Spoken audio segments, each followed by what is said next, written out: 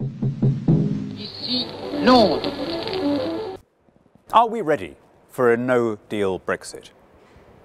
In a technical and logistical sense, yes, I think we are. We're in a much better place than we were before the summer. The lights in Northern Ireland are not going to fail. Planes are not going to be denied landing slots.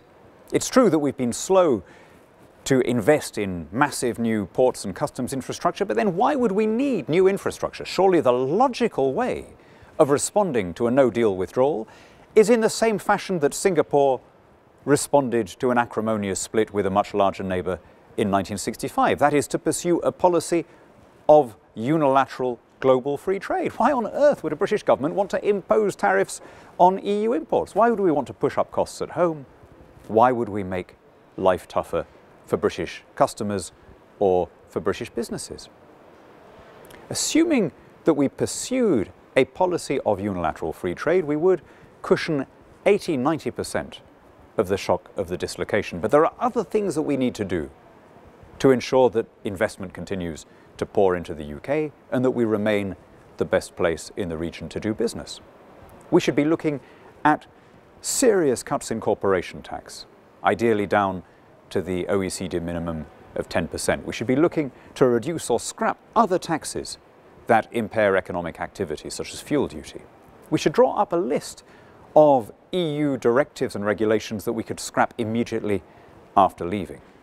The rules on art sales, rules on temporary workers and posted workers, the Ports Services Directive, many of the rules on financial services. Talking of which, we should be looking to ensure that the city remains the most competitive financial hub on the planet. And that means not just undoing MiFID, but undoing the Vickers report, scrapping the rules on bonuses and the rest of it. I appreciate that that won't be popular with everyone, but you know what? When people feel under siege, they are ready to make decisions that in more fat and plentiful times they might regard as too much hassle. That, after all, was the Singaporean experience.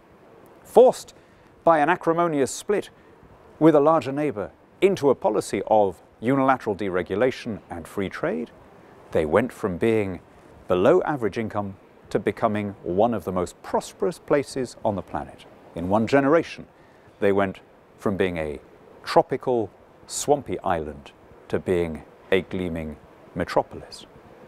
Britain can do something similar if we're prepared to cut taxes and regulations, to cut all trade barriers, to become a global connected economy. Then Brexit can be the basis of a great economic revival. But here's the thing. We can't wait until a failure of the talks before we start to implement that reform program. We have to begin it now, or nobody will take us seriously.